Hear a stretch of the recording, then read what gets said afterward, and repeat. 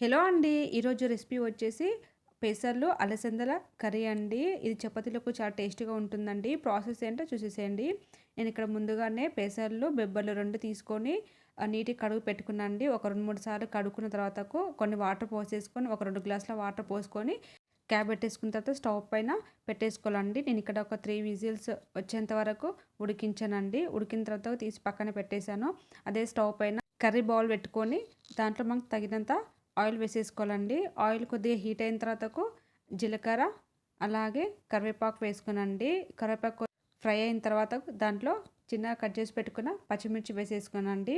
ఇవి కొద్దిగా ఫ్రై అయ్యేంత వరకు ఉంచాలండి. ఆ తర్వాత నేను ఇక్కడ చిన్నగా కట్ చేసి పెట్టుకున్న ఆనియన్స్ కూడా వేసేసుకున్నానండి. నేను ఇక్కడ ఆనియన్స్ ఒక 3 తీసుకోనండి. తీసుకొని చిన్నగా కట్ చేసి పెట్టుకొని వేసేసుకోనండి.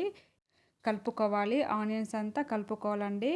కలుపుకున్న తర్వాత క్యాప్ పెట్టేసుకొని నేను ఒక 2 మినిట్స్ వరకు ఉడికించాను. ఒకసారి మళ్ళీ ఓపెన్ చేసి చూసానండి. ఇది మళ్ళీ కొద్దిగా ఉడకాలని చెప్పేసి మళ్ళీ క్యాప్ పెట్టుకొని మళ్ళీ ఒక 1 మినిట్ వరకు ఉడికించాను.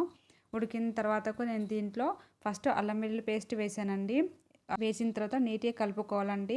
ఒక 1 మినిట్ వరకు అలా ఉంచుకోవాలి. అలా ఉంచుకుంటే మనకు అల్లం వెల్లుల్లి పేస్ట్ పచ్చివాసన వస్తది కదండీ! అలా రాకుండా ఉంటదండి.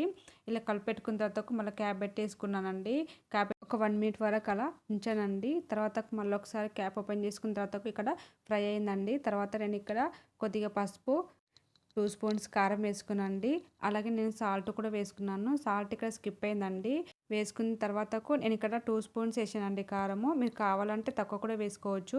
నేను పచ్చిమిర్చి వేసాను కదా! నాకు కొద్దిగా స్పైసీ కావాలని చెప్పేసి 2 స్పూన్స్ అలా వేసాను.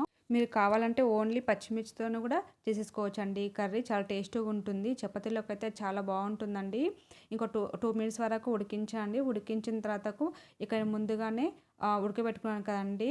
అలసందలు, పెసర్లు ఈ 2 కలిపి నేను ఇందులో వేసేసానండి. వేసిన తర్వాతకు నీట్‌గా కలుపుకుంటున్నానండి. మొత్తము ఉప్పు, కారం, అల్లం వెల్లుల్లి పేస్ట్ ఇవన్నీ వేసాం కదండీ సాల్టు. ఇదంతా నీట్‌గా పెసర్లకు, అలసందలకు పట్టేటట్టు నీట్‌గా కలుపుకోవాలండి. కలుపుకున్న తర్వాత క్యాప్ పెట్టేసుకొని మనం ఒక 2 మినిట్స్ అలా ఉడికించాలండి.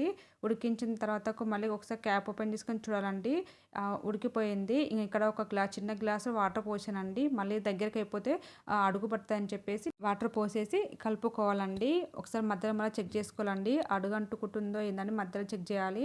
ఇక నీట్‌గా మళ్ళీ కలుపుకోవాలి. కలుపుకున్న తర్వాత మళ్ళీ క్యాప్ పెట్టేసుకొని మళ్ళీ ఒక 2, 3 మినిట్స్ వరకు అలా ఉడికించాలండి. ఇక ఆల్మోస్ట్ ఉడికిపోయిందండి. ఇంక తర్వాత వచ్చేసి నేను ధనియా పౌడర్ అలాగే బిర్యానీ ఆకు పౌడర్ వేసానండి. మీరు బిర్యానీ ఆకు పౌడర్ మీకు ఇష్టం ఉంటే వేసుకోవచ్చు, లేకపోతే స్కిప్ చేయొచ్చండి. ఇంకొచ్చేసి ఇవన్నీ వేసుకున్న తర్వాత నీట్‌గా కలుపుకోవాలండి. కలుపుకున్న తర్వాత మళ్ళీ ఒక 1 మినిట్ వరకు ఉడికించాలండి. మనం పౌడర్ వేసాం కదండీ! ఉడికిన తర్వాత మళ్ళీ ఒకసారి క్యాప్ ఓపెన్ చేసుకొని చూడాలి. ఇక్కడ రెడీ అయిపోయిందండి. ఫైనల్‌గా నేను ఇక్కడ కొత్తిమీర వేసేద్దామని కొత్తిమీర వేసేసాను. కొత్తిమీర వేసిన తర్వాత నీట్‌గా కలుపుకోవాలి. కలుపుకున్న తర్వాత మళ్ళీ ఈ కొత్తిమీర కూడా ఒక 1 మినిట్ అలా ఉడికించాలండి. ఉడికిస్తే ఇంక ఫైనల్‌గా కర్రీ రెడీ అయిపోతుందండి. ఇది కర్రీ చపాతీలోకి చాలా బాగుంటుందండి. ప్లీజ్ లైక్ చేయండి, షేర్ చేయండి, సబ్స్క్రైబ్ చేసుకోండి. Thank you for watching.